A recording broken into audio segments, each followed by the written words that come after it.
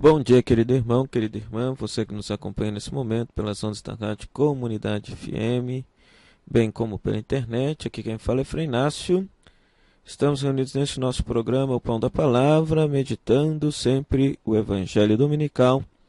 Estamos celebrando o terceiro domingo da Páscoa. E o Evangelho proposto é o Evangelho de João, capítulo 21, versículo de 1 a 19. João, capítulo 21, versículo de 1 a 19. Ele é dividido em duas partes, o Evangelho. A primeira parte, Jesus ressuscitado se manifesta aos discípulos durante uma pesca. Passaram a noite toda pescando, não colheram nada. Jesus ressuscitado se manifesta, pede-se novamente uma pesca, e aí eles fazem uma grande pescaria, né? De tal maneira que não conseguiam nem puxá-la para dentro do barco de tamanha quantidade de peixes. E ao chegar na beira da praia, Jesus come o peixe e o pão junto com eles. Depois, a segunda parte é justamente o diálogo de Jesus com Pedro. Pedro, tu me amas? Pergunta por 3 vezes Jesus, ao passo que Pedro responde: Senhor, tu sabes que eu te amo. E Jesus lhe deixa a missão de apacentar as suas ovelhas. E no finalzinho do texto, Jesus indica de que forma que Pedro sofrerá o seu martírio, será levado para onde não quer, e ainda diz, segue-me, segue-me. Pois muito bem, a nossa pequena reflexão então vai girar em torno desses dois momentos do Evangelho. Conforme eu tenho dito para vocês, os evangelhos das aparições de Jesus ressuscitado querem mostrar, em primeiro lugar, como, em que circunstâncias, em que ocasiões, situações vitais, situações de vida, as primeiras comunidades cristãs experimentaram a presença de Cristo ressuscitado. O primeiro momento é o momento da pesca, do trabalho. Ora, nos outros evangelhos, Mateus, Marcos e Lucas, existe uma pesca milagrosa, mas só que é colocada no âmbito do Jesus histórico, antes do dado da ressurreição. Aqui, João coloca uma pesca milagrosa depois da ressurreição de Jesus. Ora, a pesca no Evangelho simboliza o trabalho apostólico, a missão de evangelizar e de comunicar a boa notícia de Jesus para as outras pessoas. Traduzindo em outras palavras, a comunidade cristã estava investindo na evangelização, de repente o trabalho não estava dando frutos, e uma vez que eles escutam a Jesus e obedecem à palavra de Jesus ressuscitado, o trabalho apostólico começa a surtir efeito.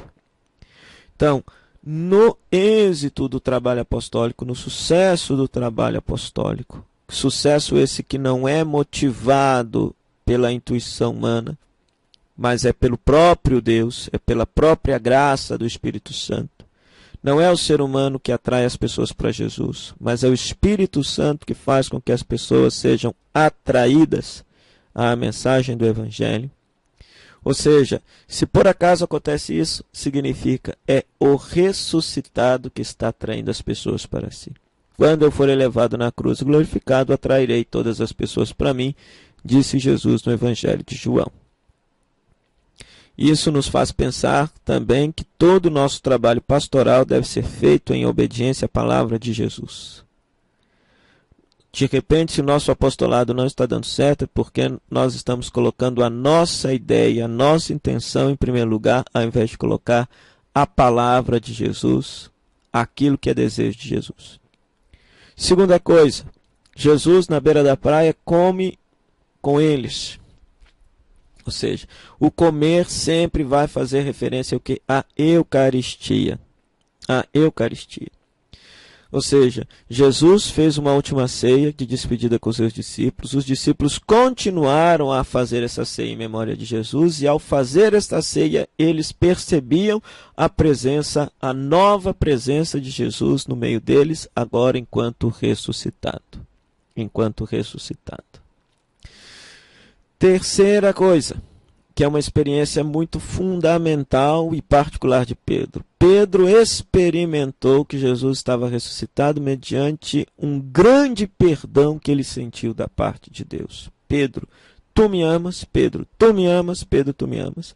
Ou seja, essas três perguntas de Jesus vêm no contraponto da tríplice negação de Pedro. Pedro negou Jesus por 3 vezes, disse não ao projeto de Jesus por 3 vezes, mas agora ele diz sim por 3 vezes ao projeto de Jesus.